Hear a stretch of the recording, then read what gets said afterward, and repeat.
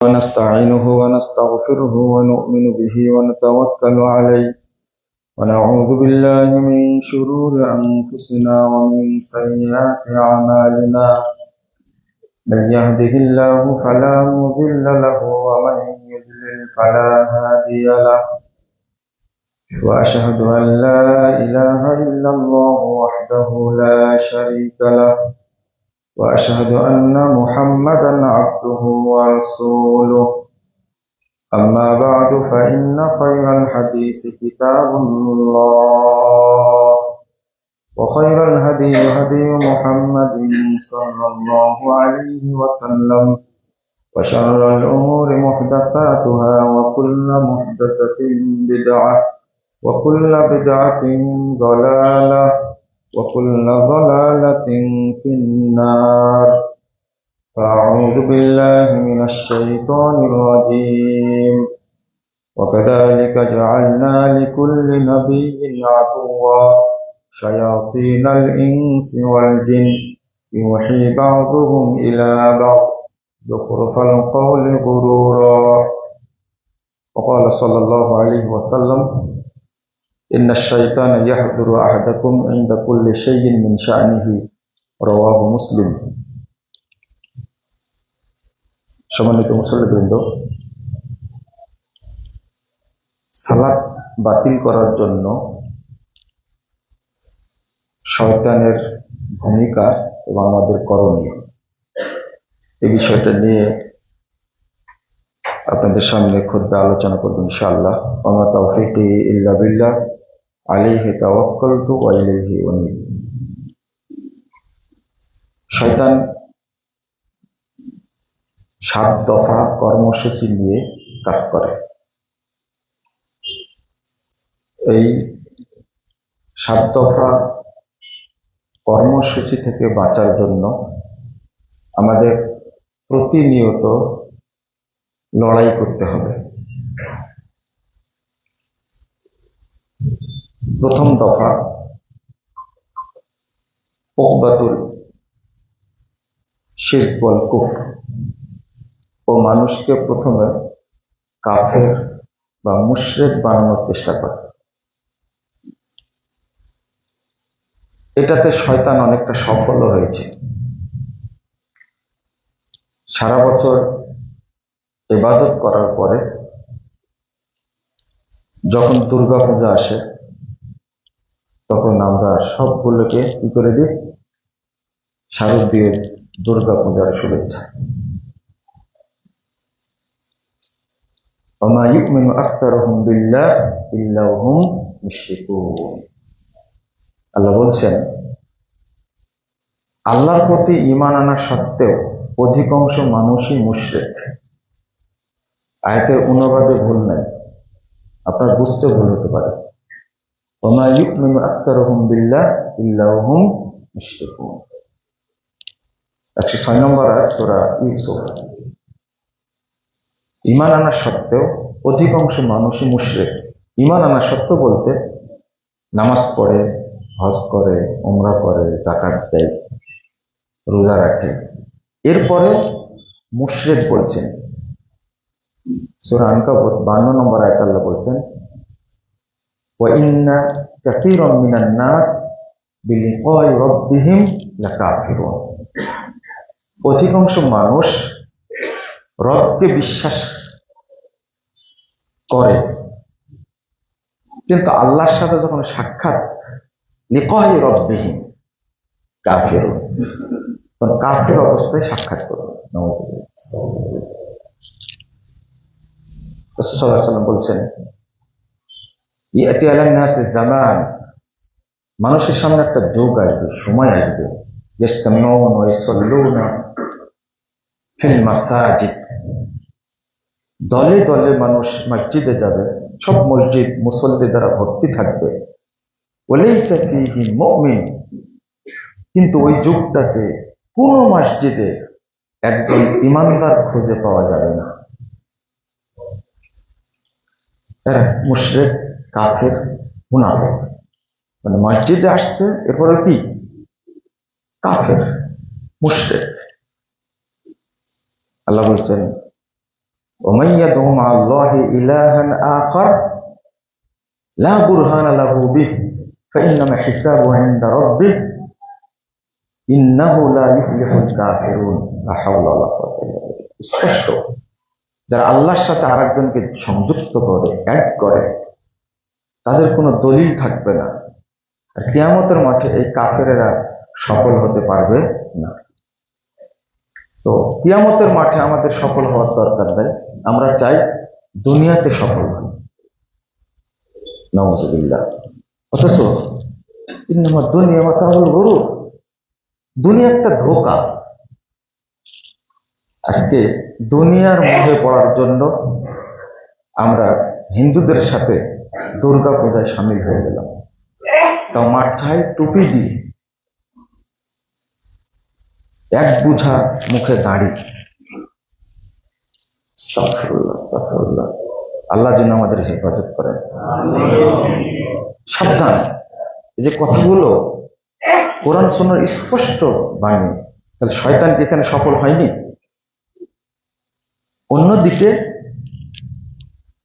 মাজার পূজা, কবর পূজা, মূর্তি পূজা, এগুলো তো আছেই। রাসূল সাল্লাল্লাহু আলাইহি ওয়াসাল্লাম বলছেন, লা তাকুমুস সাআহ হাত্তা তালহাকা কবাইলু মিন উম্মতি ইয়াবুদুল আসনাম। কিয়ামত ততদিন হবে না যতদিন আমার উম্মতের বহু দল মূর্তি পূজা না করবে। আমার উম্মতের বহু দল মূর্তি পূজা না করা পর্যন্ত কি হবে না? কিয়ামত হবে না। ওয়াতালহাকা বিল মুশরিকিন, তারা মুশরিকদের সাথে মিশে যাবে। এই বাস্তবতা। প্রথম কথা আপনাদের বলে দিলাম, তার 7 দফা কর্মসূচির মধ্যে আরেকটা হলো বিদআহ।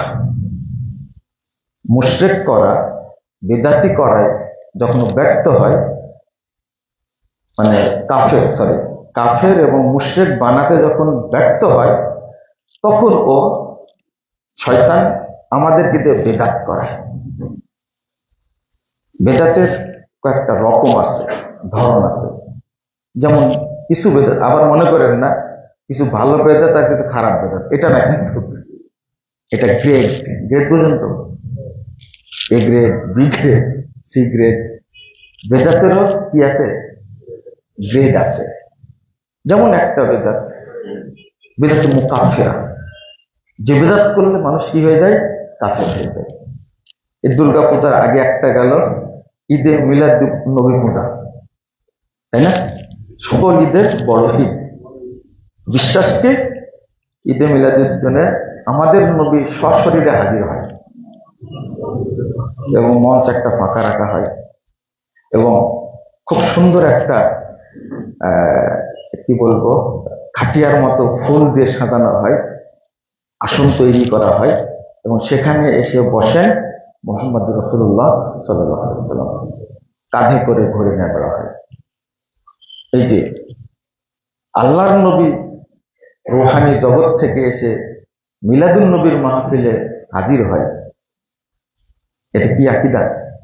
কুফরি না? এই অনুষ্ঠানে যারা বিশ্বাসী, এদেরকে এই বেদাতটা হলো কুফরি, কাফের। বেদাতে মুকাফিরা, কাফের বানায় দেয়। তাহলে এই বেদাতের গ্রেড 1 কোনটা? এ গ্রেড হলো কাফের বানায়। 2 নম্বর হলো বেদাতে মুগাল্লাযা, যে বেদাত করলে কাবিরা গুনাহ হয়। আগের একটা উদাহরণ দেওয়া যায় যে তানাজ্জালুল মালাইকাতু ওয়ার রূহ, এই 27 রমজানের রাত্রিতে আল্লাহর পক্ষ থেকে ফেরেশতা নাজিল হয় আর বিধবা মহিলাদের স্বামীর রূহ নাজিল হয়। রূহ মানে কি? এখানে রূহ মানে কি? জিবরিল আমিন না? তারা ফতোয়া দিয়েছে জিবরিল আমিন না, এটা হলো বিধবা স্ত্রীদের স্বামী হাজির হয়, সারা রাত অপেক্ষায় থাকে, গোসল করে ভিজা কাপড়ে উপস্থিত থাকে যে স্বামীর রূহের সাথে তার সাক্ষাৎ। এটা কি আকীদা? কি আকীদা? কুফরি, কুফরি। তাহলে এই বেদাতটা হলো কি, যে বেদাত বিশ্বাস করলে মানুষ কি হয়ে যাবে? কাফের হয়ে যাবে। জন্ম দিবস পালন করছেন, মৃত্যু দিবস পালন করছেন না? আপনি করেন, কিন্তু শুনেন আগে। সন্তানের করছেন, বাবা মায়ের করছেন, মরার 100 বছর পরেও তার জন্ম দিবস পালিত হচ্ছে, মৃত্যু দিবস পালিত হচ্ছে, মরার 100 বছর পরে। তো এইটা, এই সংস্কৃতিটা কাদের? মোমবাতি জ্বালানো, কেক কাটা, এই কাজটা হলো বেদাতি। কিন্তু কাজ করতে গিয়ে কি করে ফেলি আমরা? শিরক করে ফেলি, কুফরি কাজ করে ফেলি। তাহলে দ্বিতীয় গ্রেডের হলো বেদাত মুগাল্লাযা, যে বেদাত করলে কাবিরা গুনাহ হয়। মানুষ কাফের হয় না, মুশরিক হয় না, তবে কি হয়? কাবিরা গুনাহ হয়। আর একটা হলো বেদাতে মুফাসসাকা, যে বেদাতটা করলে মানুষ ফাসেক হয়ে যায়। গ্রেড এ, বি, সি আসলাম, বেদাতে ফাসেক হয়ে যাবে। আর A, B, C, D, grade D হলো বেদাতে মুখাফফা, যেগুলো সাধারণ বেদাত। এটা এই দুইটাকে ভাগ করে বলছেন যে একটা হলো বড় বেদাত, আর একটা কি? ছোট বেদাত। বেদাতে কুবরা আর বেদাতে সুবরা। বেদাতের গ্রেড বুঝলেন তো? আবার বললেন না যে বেদাতের প্রকার করে দিছে ভালো আর খারাপ, এটা বলিনি, কিন্তু আমি গ্রেড বলছি। গ্রেড আশা করে বুঝতে পারছেন। শয়তান যখন মানুষকে কাফের মুশরিক বানাতে না পারে, তখন তার কি বানায়? বেদাতি বানায়। বেদাতি মানে ভালো ভালো আমল তার সামনে দেয়। এই যে প্রতারিত করা। আল্লাহ বলছেন, وكذلك جعلنا لكل نبي عدوا شياطين الإنس والجن يوحي بعضهم إلى بعض زخرف القول غرورا। 112 নম্বর আয়াত সূরা আনআম। আল্লাহ বলছেন, মানুষের মধ্যে থেকে শয়তান আছে, আর জিনের মধ্যে থেকে শয়তান আছে। এটা আমি বলি আপনাদেরকে, জিন শয়তান সম্পর্কে আমরা অনেকটা অবগত, কিন্তু মানুষ শয়তান কারা এটা কিন্তু চিনেন না। মানুষ শয়তান কারা? যতদিন আমরা মানুষ শয়তানকে চিনতে না পারবো, আল্লাহ কিন্তু আগে বলছেন শায়াতিন আল ইনস ওয়াল জিন, আগে বলছেন মানুষ শয়তান, তারপর বলছেন কি? জিন শয়তান। পরেরটা চিনি, কিন্তু মানুষ শয়তান আমরা চিনি না। যতদিন মানুষ শয়তানকে আপনি মানে চিহ্নিত করতে না পারবেন, ততক্ষণ আপনি বেদাত, কুফর, শিরক পরিত্যাগ করতে পারবেন না। 121 নম্বর আয়াতে একই সূরা আনআমের মধ্যে আল্লাহ বলছেন, ওয়া ইন্না শায়াতিনা লা ইউহুনা ইলা আউলিয়াহিম, শয়তান নিযুক্ত করা মানুষের মধ্যে যারা ওদের এজেন্ট আছে, শয়তান তাদের কাছে ওহী করে। আল্লাহ বলছেন, ওয়াইন আতা'তুমুহুম, তোমরা যদি এই এজেন্টদের আনুগত্য করো, ওয়াইন আতা'তুমুহুম, তোমরা যদি শয়তানের নিযুক্ত এজেন্টদের আনুগত্য করো, ফলো করো, ইন্নাকুম লা মুশরিকুন, তাহলে অবশ্যই তোমরা মুশরিক হয়ে যাবে। তাহলে এদেরকে চেনা লাগবে না? বুঝেননি মনে হয় আপনারা। শয়তানের নিযুক্ত এজেন্টদেরকে আল্লাহ কি বলছেন? তোমরা চিনে রাখো। ওয়াইন আতা'তুমুহুম, এই এজেন্টদের যদি তোমরা ফলো করো, অনুসরণ করো, আনুগত্য করো, ইন্নাকুম লা মুশরিকুন, অবশ্যই তোমরা মুশরিক হয়ে যাবে, মুশরিক হয়ে যাবে। এই জন্য বলি, পীর ধরা মানে শয়তান ধরা, বলি না? এটা দলিল। ইন্নাকুম লা মুশরিকুন, আর তারা তো মুশরিক বানানোর জন্য রেডি রাখছে। পীর সাহেব প্রথম তার কাজই হলো এমন ভাবে মুরিদ বানানো। আমাদের বিখ্যাত আলেম আপনার আর রাহিকুল মাখতুমের লেখক আল্লামা শফিউর রহমান মুবারকপুরী, তাকে তো চিনেন আপনারা। শফিউর রহমান মুবারকপুরী মুরিদ বলতেন না, মারিদ বলতেন। ওই যে শয়তানের মারিদা আছে না, মারিদ মানে বিতাড়িত, ও তো মুরিদ বলো না, তোমরা মারিদ বলো, আরবি ভাষাটা মারিদ। তো এই মুরিদ মানে কি? একজন মানুষ কখনো মুরিদ হতে পারে না। মুরিদ বলা যায় কে? আল্লাহ ইয়াফআলুল্লাহু মা ইউরিদ, যা ইচ্ছা তাই করতে পারেন একমাত্র কে? আল্লাহ। আর যখন পীরের কাছে সে সঁপে দিয়েছে, তখন মুরিদ বলে দিয়েছে তাকে, তুমি এখন যা ইচ্ছা তাই করো। বোঝাতে পারলাম কি আপনাদেরকে? এখন যা ইচ্ছা তুমি তাই করো, জেনা করো, চুরি করো, ডাকাতি করো, সন্ত্রাসী করো, কোনো সমস্যা নাই, কারণ তোমার নামটা আমি কি করে ফেলেছি। অথচ একমাত্র আল্লাহ ছাড়া কোন মাখলুক এই দাবি করতে পারে না, তাকে মুরিদ বলে দিয়েছে। তো উদ্দেশ্য এই লোকটাকে মুশরিক বানানো, এই লোকটাকে কাফের বানানো, এই লোকটাকে পথভ্রষ্ট করা। এই জন্য ফতোয়া দিয়েছে, যার পীর নাই শয়তান তার পীর, যার পীর নাই শয়তান তার পীর। এর জবাবটা হলো, পীর ধরা মানে শয়তান ধরা। পীর আপনি ভুলে যাবেন না, কিন্তু মনে রাখবেন, পীর ধরা মানে কি? দলিল সূরা আন-নাম 121 নম্বর আয়াত, ওয়া ইন আতাতুমুহুম ইন্নাকুম লামুশরিকুন, অবশ্যই তোমরা মুশরিক হয়ে যাবে। এটা আল্লাহ রাব্বুল আলামিন স্পষ্ট করে বলে দিচ্ছেন। সবচেয়ে ভয়ানক ব্যাপার হলো, আপনারা বোঝার চেষ্টা করেন, রাসূলুল্লাহ সাল্লাল্লাহু আলাইহি ওয়াসাল্লাম বলছেন, 2033 নম্বর হাদিস সহিহ মুসলিমের মধ্যে আসছে, ইন্নাশ শাইতানা ইয়াহজুরু আহাদাকুম ইনদা কুল্লি শাইইন মিন শানিহি। সহিহ মুসলিমের হাদিস, শয়তান তোমাদের প্রত্যেকটি সময়ে প্রত্যেকটি কাজে উপস্থিত হয়। প্রতিটি কাজে শয়তান আছে। এমনকি যখন একজন মানুষ চলতে গিয়ে ফিরতে গিয়ে হাত থেকে কিছু পড়ে গেল, বা ধাক্কা লাগলো, বা হুচুট খেলো, এই ভূমিকাটাও কার? শয়তান। ছোট্ট একটা কাজ, ছোট্ট একটা কাজ।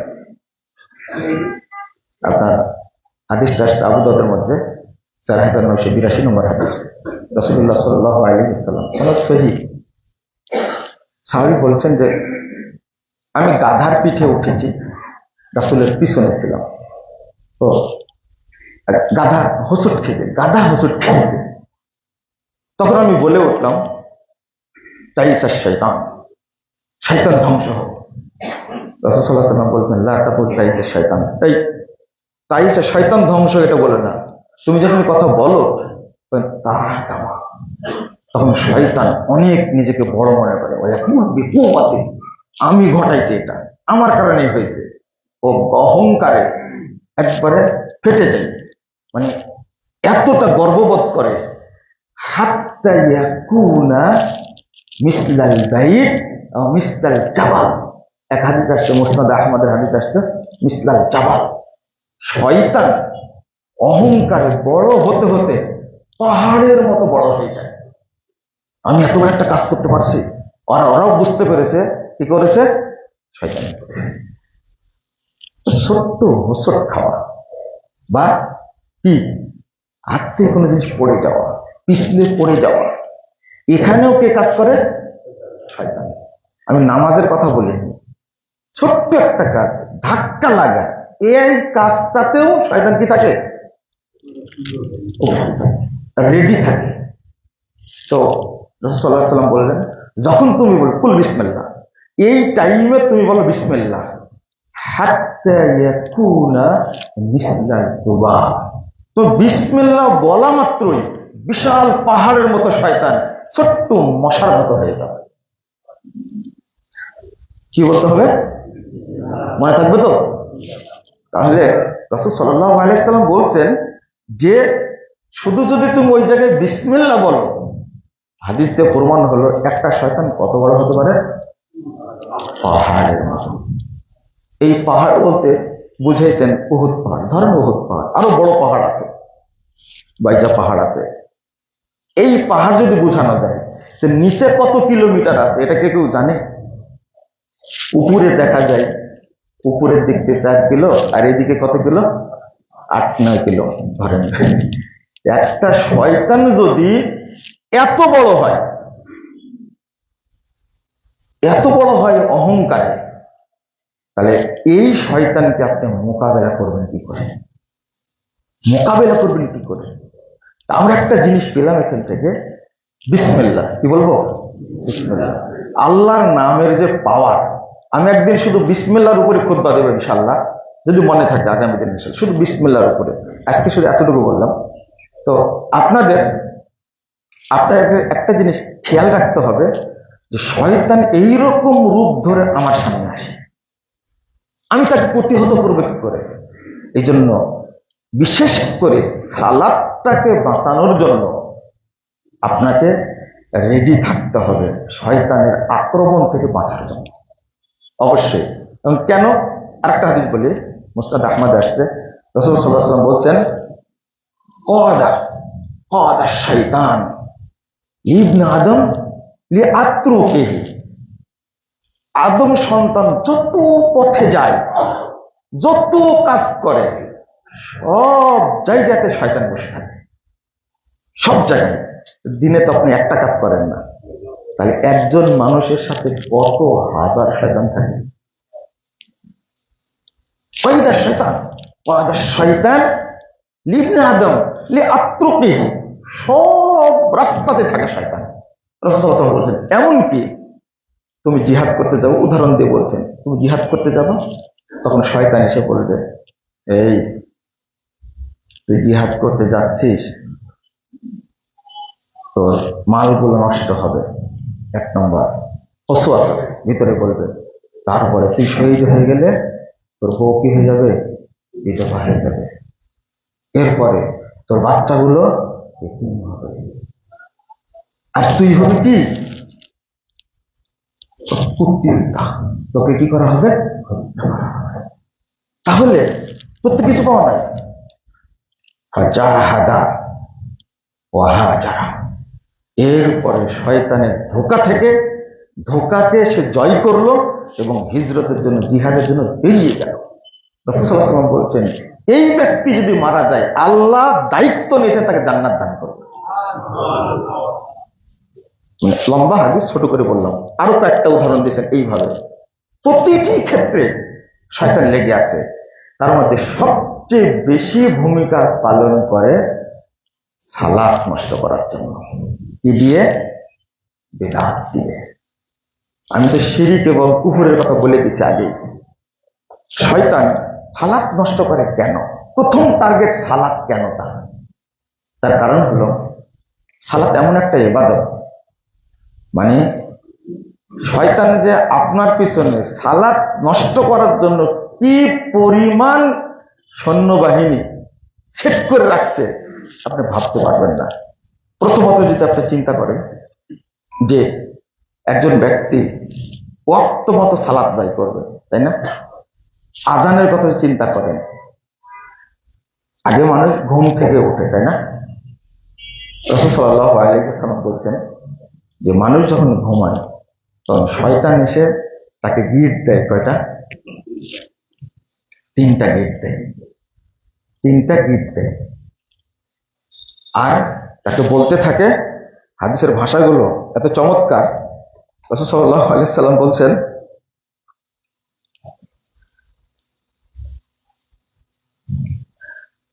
ইয়াকিদু শাইতান আলা ফাকিয়াতি রাসি আহাদিকুম, মাথার সামনে আসে, ইদা হুয়া নামা সালাসা ওকাদাতিন, ঘুমায় যায় 3টা গিট বাদে। ইয়াজরিবু আলা কুল্লি উকদাতিন আলাইহি লাইলুন তাবিলুন ফারকুত, লাইলুন তাবিলুন ফারকুত, বলতে থাকে, অনেক বড় রাত, গা টিপে আর বলে, অনেক বড় রাত, তুই ঘুমা, লাইলুন তাবিলুন ফারকুত, ঘুমা। ফাইজিস্তান কাজা যাকারাল্লাহ ইন হালাত উকদাতুন, যখন ঘুম থেকে জাগে আর বলে কি, আলহামদুলিল্লাহিল্লাযী, কি মাশাআল্লাহ, মুখস্থ তাহলে আপনাদের আলহামদুলিল্লাহ আহিয়ানা বাদা মা আমাতানা ওয়া ইলাইহিন নুশুর। এটা বলা মাত্রই একটা গেট খুলে যায়। ওই যে তাওয়াদ্দাগা ইন হালাত ওকতাত, ওযু করলে আরেকটা খুলে যায়। ওয়াইন সাল্লা ইন হালাত ওকতাত, আর যদি সালাত পড়ে ফেলে তাহলে তৃতীয় গেটটা কি হয়ে যায়? যারা ঘুম থেকে উঠে না তাদের কি হয়? ওদের ফজরে কি আর ওযুই কি নামাজে কি? তাহলে প্রথম টার্গেট দিনটা শুরু যেন হয় কি এই অপবিত্র। পরে হাদিস আসছে ফাসবাহা নাশীতান তাইয়িবান নফস, সকাল করে পবিত্র একটা উৎফুল্ল আত্মা নিয়ে সকাল করে। ওয়াইল্লা আসবাহা খাবিসান নফস কাসলানা, এইটা না করে যদি এমনি উঠে যায়, সালাত পড়ে না, ঘুমাতে ঘুমাতে উঠে, তাহলে অপবিত্র আত্মা নিয়ে সে কি দিন শুরু করলো। সারাদিন আত্মাটা অপবিত্রই থাকবে। রাসূল সাল্লাল্লাহু আলাইহি ওয়াসাল্লামের কাছে ইবনে মাসউদ বললেন, একজন ব্যক্তির কথা, মাযালা নাইমান হাত্তা আসবাহা মাকামা ইলা সালাহ, একজন লোক ঘুমাচ্ছিল, ঘুমাতে ঘুমাতে সকাল হয়ে গেছে। রাসূল সাল্লাল্লাহু আলাইহি ওয়াসাল্লাম বলছেন, ক্বালা যালিকা রাজুলুন বালা শাইতানু ফি উযুনিহি আও ফি উযুনাইহি, যেহেতু সকাল করে ফেলেছে, উঠতে পারেনি, নামাজও পড়েনি, শয়তানের দুই কানে পেশাব করে দিয়েছে। একটা শয়তান যদি উহুদ পাহাড়ের মতো বড় হয় তার পেশাব কত হবে বুঝেন মনে কথাটা। এটা আমার বিশ্লেষণের কথা বলছি। একটা শয়তান যদি এত বড় হয় আর যদি দুই কানে পেশাব করে, পেশাব কত হতে পারে? মানুষ তো আপনি একজন, তাই না? দুই কানে পেশাব করে, একটু চিন্তা করেন। ওই জন্য তো গাল দিয়ে বেরিয়ে যায় পেশাব, বুঝেন মনে হয়, তাই না? বের হয় না গাল দিয়ে, বুঝছেন কি? গাল বুঝছেন? লা ইলাহা ইল্লাল্লাহ। এমনি গালের মধ্যে কয়টা শয়তান থাকে বলেছিলাম? 70টা। দুই গালে 35টা কয়টা থাকে? 70টা শয়তান থাকে। রাসূল সাল্লাল্লাহু আলাইহি ওয়াসাল্লাম বলছেন 70টা শয়তান থাকে মানুষের দুই গালে, শুধু গালের মধ্যে 70টা। আর এইগুলো যেন সেট করা আছে কত? আল্লাহ যেন আমাদের হেফাজত করে। এই জন্য রাসূল সাল্লাল্লাহু আলাইহি ওয়াসাল্লাম বলে দিয়েছেন, যদি কেউ বলে আউযু বিল্লাহিল আযীম ওয়া বিওয়াজহিহিল কারীম ওয়া সুলতানিল কাদীম মিনাশ শাইতানির রাজীম, যদি কেউ এই দোয়াটা বলে মসজিদে ওঠার টাইমে, আলা শয়তান, শয়তান বলে হাফিজা মিন্নি সাইরাল ইয়াম, আরে এই লোকটাকে 24 ঘন্টা নিরাপত্তা দেওয়া হলো। 24 ঘন্টা তাকে আমি কি করতে পারবো না? ধোকা দিতে পারবো না। শয়তান নিজেই বলে, শয়তান নিজেই বলে। এটা আপনার সেফটি, এটা আপনাকে বলতে হবে, মুখস্থ রাখতে হবে শয়তান থেকে বাঁচার জন্য। শয়তান মানুষকে কিভাবে ধোকা দেয় আরো হাদিস আসছে, একটা না। একজন ব্যক্তি এসে বলছেন, ইয়া রাসূলুল্লাহ ইন্না ফুলানান নামাল বারিহা, গত রাত্রিতে শুয়ে আছে, ওয়ালাম ইউসাল্লি হাত্তা আসবাহা, নামাজ পড়েনি, সালাত পড়েনি, সকাল হয়ে গেছে। কলা রাসূল বললেন, বালা শাইতানু ফি উযুনি, ওর কানে শয়তান মুতে দিয়েছে। কি করে দিয়েছে? পেশাব করে দিয়েছে শয়তান ওর কানে। রাসূল সাল্লাল্লাহু আলাইহি ওয়াসাল্লাম বলছেন এইভাবে। আরো হাদিস আসছে। আমি যেটা বলছিলাম যে এই যে বললাম ঘুম থেকে যেন জাগতে না পারে, এই জন্য শয়তানের কৌশল দেখছেন। 2, সালাতে যেন আসতে না পারে, প্রথম ওয়াক্তে যেন সালাত করতে না পারে। এই যে বাংলাদেশে সালাতের ওয়াক্তের 12টা বাজায় দিছি আমরা, তাই না? শুধু 12টা বাজাইছি, 2টা 2:30টা পর্যন্ত বাজাইছি। জহরের সালাত আমরা কয়টায় পড়ি? আপনারাই বলেন, গতকাল জহর কয়টায় পড়েছেন? মাশাআল্লাহ, শুধু 1:30। আরো বলেন আপনারা কে কয়টা? 70টা বলেন। 100টা। অথচ ওয়াক্ত হয়েছে 11:49, 48:49। আর আমরা পড়লাম কয়টায়?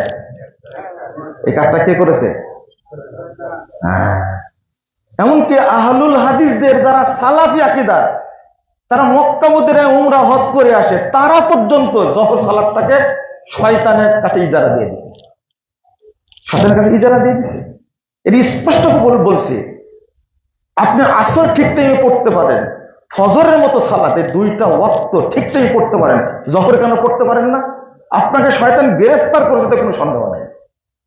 ভয় করেন কেন? আপনি তো পারবেন। 2টা ওয়াক্ত ঠিক টাইমে পড়তে পারেন, জহরে কেন পড়তে পারেন না? আপনাকে শয়তান গ্রেফতার করেছে, কোনো সন্দেহ নেই। ভয় করেন কেন? আপনি তো পারবেন। 2টা ওয়াক্ত ঠিক টাইমে পড়তে পারেন, জহরে কেন পড়তে পারেন না? আচ্ছা, মাদ্রাসার ছেলে প্রশ্ন করছে আমাকে যে আমাদের মাদ্রাসায় ক্লাসের কারণে সালাত পিছিয়ে দেওয়া হয়েছে। ব্যাংকের ম্যানেজার বলছে আরে ভাই এই যে কাজের কারণে আমরা একটাই বিরতি দিই 2টা পর্যন্ত। বা কাজের জন্য সালাত পিছিয়ে যাবে, মনে হচ্ছে যে কাজের জন্য সালাত না সালাতের জন্য কাজ। এইটা যতদিন না বুঝবে তাহলে আমরা যে শয়তানের খপ্পরে আছি এতে তো কোনো সন্দেহ নেই। অথচ রাসূল সাল্লাল্লাহু আলাইহি ওয়াসাল্লাম বলছেন 4272 নম্বর হাদিস, ইবনু মাজার মধ্যে হাদিসটা আসছে, সহিহ হাদিস। আল্লাহ রাসূল বলছেন ইযা উদখিলাল মাইয়িতুল কবর, যখন একজন মাইয়িতকে কবরে রাখা হবে, মাটি দেওয়া হবে, মুসতিলাতিশ শামসুল্লাহ, তখন তার সূর্য ডুবার মতো ওয়াক্ত করে দেওয়া হবে। ফেরেশতারা এসে বলবে মুনকার নাকির মার রব্বুক, যখন বসাবে আল্লাহু আকবার, সে তার 2 চোখ মুছবে আর দেখতে পাবে সূর্য ডুবে যাচ্ছে। ধমক দিয়ে বলবে দাওনি ওয়াসাল্লি, আমাকে ছাড়ো তোমরা, আমি আগে সালাতটা আদায় করি।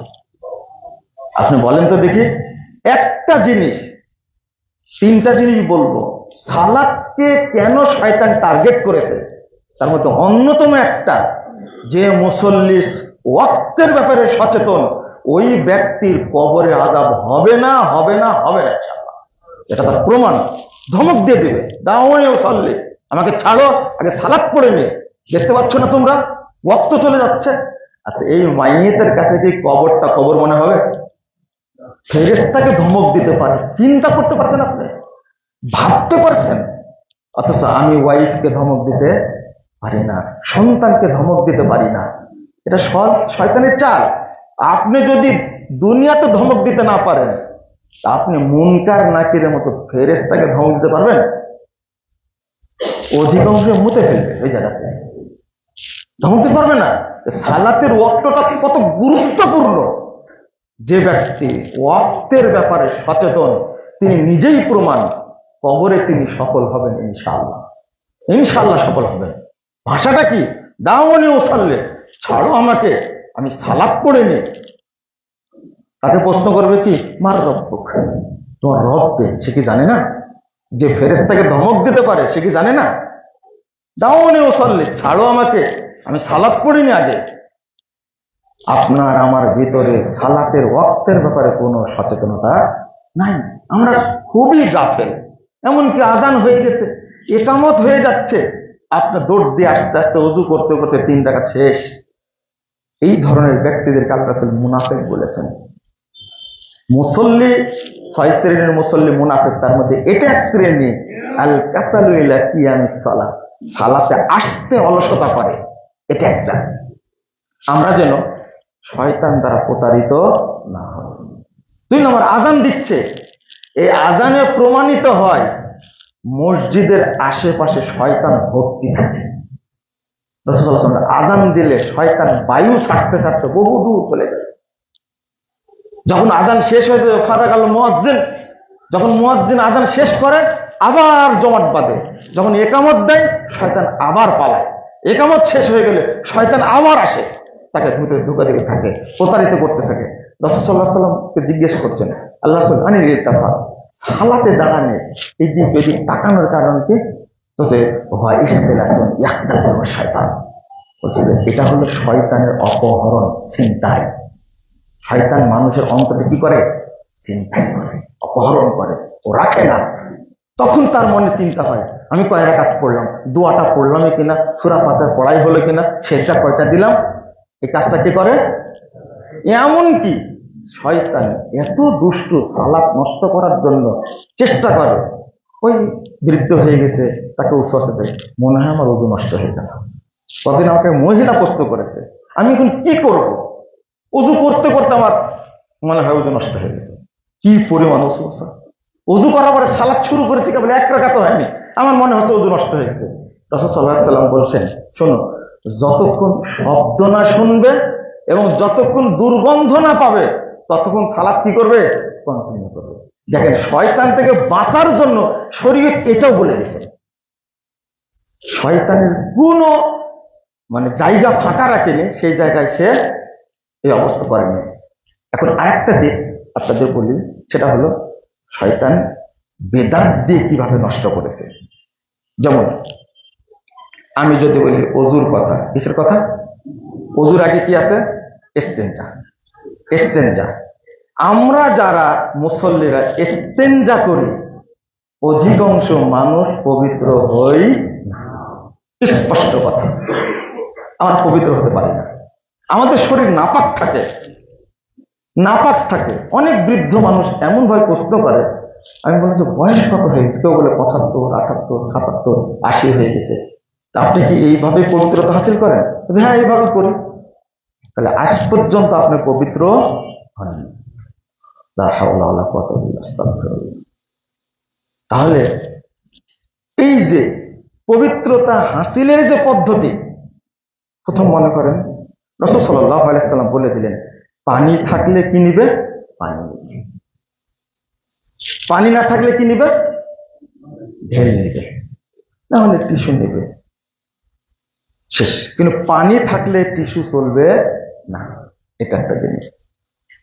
অজু করলেন, কিন্তু বাংলাদেশের নিয়মটা কি? পেশাব করার পরে ঢেল নিবে বা টিস্যু নিবে, ওখানে একটু নাচানাচি করবে, লাফালাফি করবে, উঠা বসা করবে। নির্লজ্জের একটা দিক আছে। এরপর একটা প্রশ্ন করি আপনাদেরকে, আধা ঘন্টা 40 কদম কসরত করার পরে যদি 1 ফোঁটা বের হয়, তখন কি করবে? এই দায়িত্বটা কে নিবে? বের হতে পারে না। একজন বড় বিদ্বান উদাহরণ দিয়েছেন, মাফ করবেন আমাকে, বলছেন যে গরুর ওলান যত নাড়াচাড়া করবে দুধ ততই বের হতেই থাকবে। বলেছেন এই কথাটা, একজন বড় বিদ্বান, নাম বললাম না আপনাদেরকে, এই কথা পর্যন্ত বলেছেন না। এরপরে যদি 1 ফোঁটা, হাফ ফোঁটা যদি বের হয়, এই দায়িত্ব কে নিবে? বলেন, উত্তর দেন আমাদের। কে নিবে দায়িত্ব? অথচ এই দায়িত্ব আমরা কেউ নিচ্ছি না।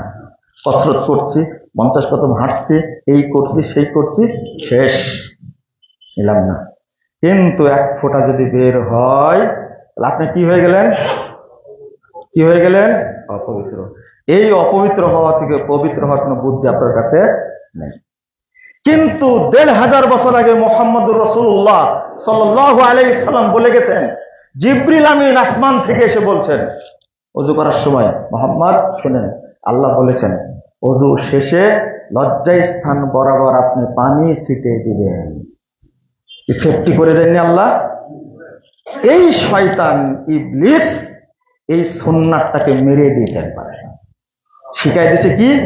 40 কদম, শিখাই দিয়েছে টিস্যু, শিখাই দিয়েছে কাশাকাশি, শিখাই দিয়েছে নাচানাচি, শিখাই দিয়েছে লেফট রাইট করা, উঠা বসা করা, শিখাই দিয়েছে ইবলিস।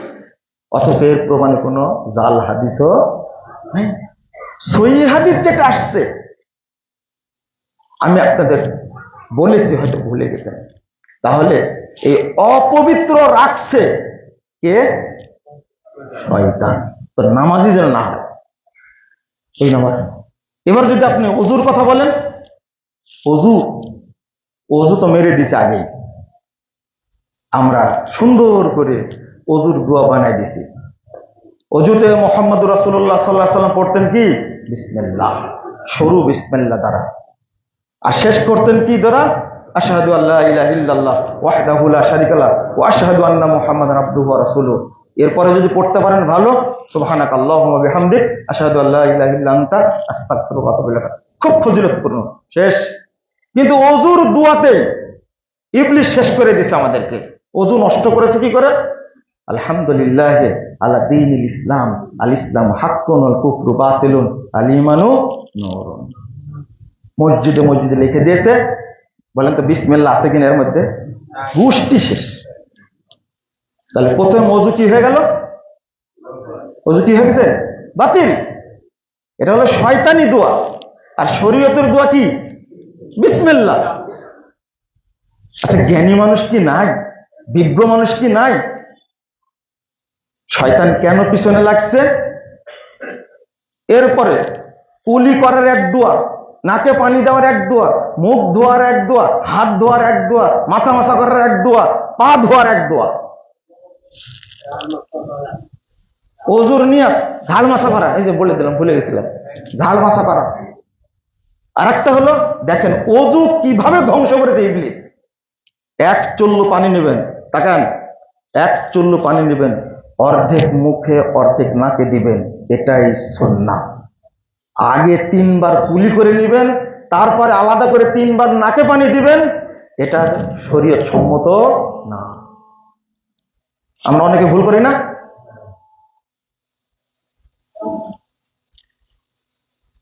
আচ্ছা, মাথা মাসা কি ওয়াজিব, সুন্নাত না ফরজ? কান মাসা, কান মাসা, কান মাসা, উত্তর দেন সবাই। সুন্নাত। কান মাসা কি? সুন্নাত। তাহলে মাথা মাসা ফরজ। আচ্ছা, কানের মধ্যে মাথা না মাথার মধ্যে কান? না কানের মধ্যে মাথা? মাথা মাসা করো। তাহলে কান মাসা করা সুন্নাত আপনাকে কে বললো? মাথা মাসা করা কি ফরজ, কান মাসাও কি ফরজ। ভাষাটা বলতে হবে কান সহ মাথা মাসা কি ফরজ। একটা ফরজ দায়িত্ব কি রাসূল সাল্লাল্লাহু আলাইহি ওয়াসাল্লাম শিক্ষা দিলেন, এখান থেকে পিছনে যাবে, পিছন থেকে সামনে আসবে, একই সঙ্গে কান মাসা করবেন। কান একই সঙ্গে কান মাসা করবেন একই সঙ্গে। কিন্তু বাংলাদেশের মানুষ মাসা করে কি শেষ। এই ফরজটা নষ্ট করেছি আমরা। এটা কার পরামর্শ? আর ভুলে গেছেন? শয়তান। তাহলে ওযু নষ্ট করছে কে? শয়তান। এরপর ঘাড় কেটে দিচ্ছি না, ঘাড় কেটে দিচ্ছি।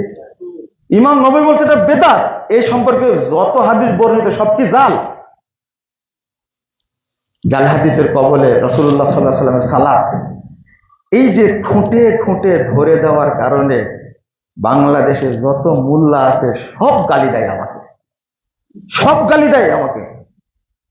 আপনাদের অনুরোধ করব, আপনাদের কষ্ট দিতে চাই না। এইভাবে যদি আজানে ঢুকেন, আপনি আজান শেষ করে দিয়েছে ইবলিস, শেষ করে দেয়নি? আজান শেষ করে দিয়েছে। একজন ব্যক্তি যখন আজান দেয়, আচ্ছা ওযুর পরে, ওযু তো শেষ করলেন, পানি ছিটাই দিবেন অবশ্যই, ইনশাল্লাহ ছিটাবেন তো? ডান হাতে বা বাম হাতে পানি নিয়ে কাপড়ের উপর লজ্জাস্থান করবেন, কি পানি ছিটে দেবেন। এই সুন্নাত। এক শ্রেণীর মানুষ হত্যা করেছে, আমরা এই সুন্নাতকে জীবিত করবো ইনশাল্লাহ। বলে যাবেন একবার, একবার আপনি শুধু ছিটাই দিলেই হলো। এখানে বলা হয়নি কয়বার, ঠিক আছে? আপনি 3 বার করবেন, এটা হাদিসে নাই, ওই জন্য বললাম ছিটাই দিবেন, আপনার সুবিধা নেই ছিটাই দিবেন। তাহলে এটা ওযুর ব্যাপার। ওযু যদি না হয় সালাত হবে? প্রশ্ন আসে হওয়ার। তায়াম্মুমে পর্যন্ত ইবলিস জালিয়াতি করছে, তায়াম্মুমে পর্যন্ত। তায়াম্মুমের প্রথম ফরজ হলো নিয়াত করা, তাই না? নিয়াত করা। তো 1 বার না 2 বার মারবে? দেখেন, হ্যাঁ একই, কোন নিয়মের বাইরে নাই। শোনেন, একবার হাত মারবেন, অথবা মাটিটা হাতে নেবেন, মাটিটা রেখে দিলেন, হাতে ফু দিবেন, দিয়ে আগে মুখ মাসা করবেন, কি মুখ কবজি পর্যন্ত, আগে ডান হাত, তারপরে কি বাম হাত, তায়াম্মুম শেষ। কিন্তু হজ উমরাতে গেলে দেখা যায় ওযু করবে এই যে এই পর্যন্ত, এই পর্যন্ত। ওযুর গোষ্ঠীও শেষ করে দিয়েছে, তায়াম্মুম শয়তান শেষ করে দিয়েছে। কে বলেছে এইভাবে পা মাসা করছে, এইভাবে কান মাসা করছে? ওই যে মাটি নিয়ে কান মাসা করে, মাথা মাসা করে, পা মাসা করে, ওযুর মতো করে, ওযুর মতো করে। তাহলে তায়াম্মুমটাকে ঠিক রাখছে না নষ্ট করে দিয়েছে? শেষ। তায়াম্মুমকে ধ্বংস করে দিয়েছে। তা আপনারা যোগ্য মানুষ, এক একজন প্রফেসর, এক একজন ব্যবসায়ী, দক্ষ মানুষ, লেখাপড়া করেন, জ্ঞানী মানুষ, ইঞ্জিনিয়ার, ডাক্তার, আপনাদের অনেক বুদ্ধি আছে। তো ওযুটা ঠিক করার জন্য একদিন চেষ্টা করা যায় না? হুজুরের উপরে দিয়ে ভর, বিসমিল্লাহ আল্লাহু আকবার, কতদিন মারবেন আপনি? হুজুর বলেছে গায়ে ষাঁড় হলেও সমস্যা নাই। এইরকম তাকলিদ আপনি করবেন না, আপনি বিশেষ ক্যাডার, আপনি অনেক বড় শিক্ষিত মানুষ, আপনাকে সম্মান করি, কিন্তু যখন দেখি আপনি এইরকম বোকার বোকা, তখন আপনাকে অপমান করতে ইচ্ছা করে। আপনার এই এলেন দিয়ে কি হবে যে যাচাই করতে জানেন না? ইলিশ মাছটা আসলে পদ্মার না চাঁদপুরে, এইটা 10 বার দেখেন, তারপরে কিনেন। ইলিশ মাছ খেয়ে জান্নাতে যাবেন আপনি? জান্নাতে যাবেন তো, তাই না? এটা কাপড় কিনতে গেলে আপনি কত দোকান দেখেন, কোন দোকানে গেলে হবে, কোন দোকান থেকে খাঁটি সরিষা পাওয়া যায়, কার মধ্যে ভেজাল নাই, সারাদিন খোঁজ করছেন। বডি ফিটনেস ঠিক করার জন্য আপনি দৌড়াচ্ছেন, মেশিন কিনেছেন, ভাত খান না, এই খান, সিয়াসিড খান, মধু খান, সবজি খান, সারাদিন এত ফিটনেস তৈরি করে কি জান্নাতে যাবেন আপনি? এইগুলো ফজিলতে জান্নাতে যাবেন আপনি? কয়জন ব্যক্তির নিয়াত আছে শরীর ফিটনেস ঠিক রাখবো, তাহাজ্জুদ পড়বো, আমি একবার মতার আগ পর্যন্ত ফিট থাকবো, এই উদ্দেশ্যে কয়জন করে? ওই গপ্প আমাদের শোনাবেন না। আগে নিজের ধর্মীয় আকীদার ফিটনেস ঠিক আছে কিনা এটা দেখেন। ওই মাইকেল জ্যাকসন বলেছিল 150 বছর বাঁচবো আমি। কয়জন ডাক্তার রাখছিল? বেঁচেছে কয়জন? মাইকেল জ্যাকসনের মধ্যে টাকা আপনার আছে? আপনার বাপেরও নেই, 14 গোষ্ঠীর নেই। তার যে টাকা ছিল এই বাংলাদেশ 30 বছর বাজেট করা যাবে, আর আপনার এত বড় অহংকার। সরি, মাফ করবেন না, আপনার মাফ করবেন, বলতে চাচ্ছি আপনারা যাচাই করেন না কেন? ইবলিসের খপ্পরে পা দিয়েছি কেন আমরা? নরমাল ব্যাপার, দলিল আছে মানবো, দলিল নাই। পাতিলের ভাত আপনার ওয়াইফ কয়টা টিপে? কয়টা টিপে? 1 2 3টা টিপে। টিপতে যান না। দেখেন হুজুরেরা কই পরিমাণ প্রতারক, এরা অরিজিনাল যে শয়তানের দালাল আপনার কাছে ধরা পড়বে। আপনার জুমা নষ্ট করে ফেলেছে, সালাত নষ্ট করে ফেলেছে। মসজিদে আসবেন, 2 রাকাত পড়ে বসবেন, কোনো নেকি নাই, নেকি হলো জান্নাত। কিন্তু হুজুর বলে দিছে পড়া যাবে না, সরাসরি বসে পড়তে হবে। এটা শয়তানি ওসিওসা না, এটা হাদিস আছে লাল বাতি জ্বালা রাখবে। বাড়িতেও লাল বাতি, মসজিদেও লাল বাতি। মসজিদ এখন বাড়ি পেয়েছেন নাকি আপনি? এটা কোন ধরনের চিন্তা? আপনি মসজিদে আসলেন, মাগরিবের পরে একটানা পড়ে যাচ্ছেন সালাতুল আওয়াবিন। মাগরিবের পরে 2 রাকাত সালাত পড়া কি আছে হাদিসে না? সুন্নাহ। এটা বাদই দিয়েছে। এটা কার পরিকল্পনা? শয়তানের। শয়তানের পরিকল্পনা। সালাতের উপরে যে আক্রমণ করেছে, আপনি সালাতে দাঁড়ায় গেলেন, দাঁড়া যাওয়ার পরে নিয়াত করা শুরু করলেন না, নাই তো মুসল্লি, সালাত থাকলো না, বাতিল হয়ে গেল। একটা হলো শরীয়তের আমল আর একটা শয়তানের আমল, দুইটা এক জায়গায় হলে কি নষ্ট হবে? শরীয়ত নষ্ট হবে না? আস্তাগফিরুল্লাহ, আস্তাগফিরুল্লাহ। পানি আর পেশাব এক জায়গায় হলে কি নষ্ট হবে? পেশাব না পানি?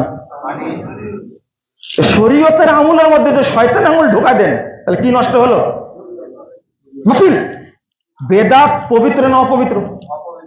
অপবিত্র। শয়তানের আমল কি পবিত্র হয়? এইটা এখনো বোঝানো যাচ্ছে না। আমি আবার উদাহরণ দেব, সালাতের মধ্যে শয়তান কি বেদাত ঢোকাছে। মূল টার্গেট হলো এক, সালাত কবুল হলে আমাদের সমস্ত আমল অটো কবুল হয়ে যাবে। এটা হলো হাদিস। আল্লাহ রাসূল বলছেন কুবিলা সাইদ আমালি। 2 নম্বর, কারো যদি সালাত কবুল হয়, এই ব্যক্তি মিথ্যা কথা বলবে না, এই ব্যক্তি জেনা করবে না, এই ব্যক্তি চুরি করবে না, এই ব্যক্তি ডাকাতি করবে না, এই মহিলা বেপরদায় চলাফেরা করবে না, এ হারাম খাবে না। যদি কি হয়? সালাত কবুল। এই জন্য ইবলিস বলে আগে সালাত নষ্ট করে। সালাত নষ্ট করলে, এই জন্য আজকে ইবলিসের খপ্পরে পড়ার কারণে আমি একজন মুসল্লি 50 60 70 বছরের সালাত পড়ি, কিন্তু এখনো সুদ খাই, আমি এখনো জেনা করি, আমি এখনো মিথ্যা কথা বলি, আমি এখনো হারাম খাই, আমি এখনো মদ গাঁজা সোয়ানি বিড়ি সিগারেট তামাক জর্দা করি, সব খাই আমি। মানে আমি নামাজ পড়ি 60 বা 70 বছর যাবো, এখনো হারাম খেতে থাকে। লা হাওলা ওয়ালা কুওয়াতা ইল্লা বিল্লাহ। এগুলো কার খপ্পরে পড়েছে? আমরা শয়তানের খপ্পরে পড়েছি। আল্লাহ যেন আমাদেরকে বোঝার তৌফিক দান করেন। আমি আপনাদের একটা খুতবায় আবেদন করব, মানুষের সালাতটা ফ্রেশ করার জন্য আমাদের যে বইটা আছে জাল হাদিসের কবল রাসূল সাল্লাল্লাহু আলাইহি ওয়াসাল্লাম সালাত, আল্লামা দিলওয়ার হোসেন সাঈদী রাহিমাহুল্লাহ তিনি চিঠিতে লিখে গেছিলেন, আমি বলতে পারি না, ব্যবসায়ী ভাইদের প্রতি অনুরোধ করতে লিখেছেন, লক্ষ লক্ষ কপি ছাপিয়ে বাংলাদেশের প্রত্যেকটি মানুষের ঘরে ঘরে পৌঁছে দিন।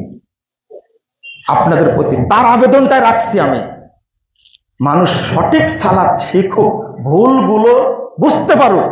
এই জন্য আপনারা এই বইটা বেশি বেশি প্রিন্ট করার জন্য সহযোগিতা করবেন। আপনারা নিজেরাই করেন, বিতরণ করার চেষ্টা করেন। এটা আমার শেষে অনুরোধ থাকলো, আমরা যেন শয়তানের এই অপবিত্র আমল থেকে আমাদের সালাতকে যেন রক্ষা করতে পারি। আল্লাহ যেন আমাদের তৌফিক দান করেন, আল্লাহ যেন আমাদেরকে বুঝার তৌফিক দান করেন, আল্লাহ যেন আমাদেরকে হেদায়েত দান করেন। বারাকাল্লাহু ফিকুম ওয়া জাযাকুমুল্লাহু খাইরান।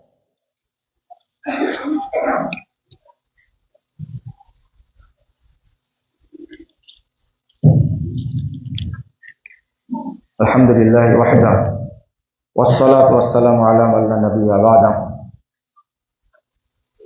সম্মানিত মুসল্লিবৃন্দ, আমি যে একটা দোয়া চাইবো, আমাদের এখানকার একজন মুসল্লি দীর্ঘদিন অসুস্থ ছিলেন। জানাজাটা আমারই করার কথা ছিল, গত রবিবার মানে সোমবারে মারা গেছেন, এবং তার ওয়াইফ এখানকার নিয়মিত মুসল্লি। আমি তাকে 11 সাল থেকে চিনি।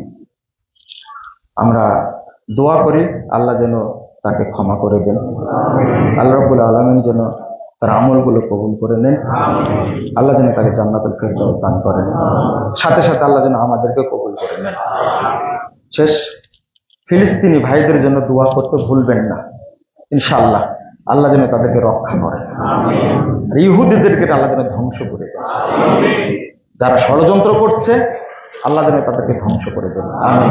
অন্তর থেকে করবেন, আল্লাহ এক সময় ফিলিস্তিনকে স্বাধীন করে দেবেন ইনশাআল্লাহ, ইনশাআল্লাহ, ইনশাআল্লাহ। বারাকাল্লাহু ফিকুম। আল্লাহুম্মা সাল্লি আলা মুহাম্মাদ ওয়া আলা আলি মুহাম্মাদ কামা সাল্লাইতা আলা ইব্রাহিম ওয়া আলা আলি ইব্রাহিম ইন্নাকা হামিদুম মাজিদ। আল্লাহুম্মা বারিক আলা মুহাম্মাদ ওয়া আলা আলি মুহাম্মাদ কামা বারাকতা আলা ইব্রাহিম ওয়া আলা আলি ইব্রাহিম ইন্নাকা হামিদুম মাজিদ।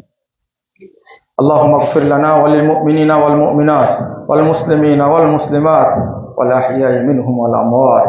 اللهم أعز الإسلام والمسلمين، اللهم أعز الإسلام والمسلمين، اللهم أنجِ المستضعفين من المؤمنين في كل مكان، اللهم أنجِ المستضعفين من المؤمنين في كل مكان.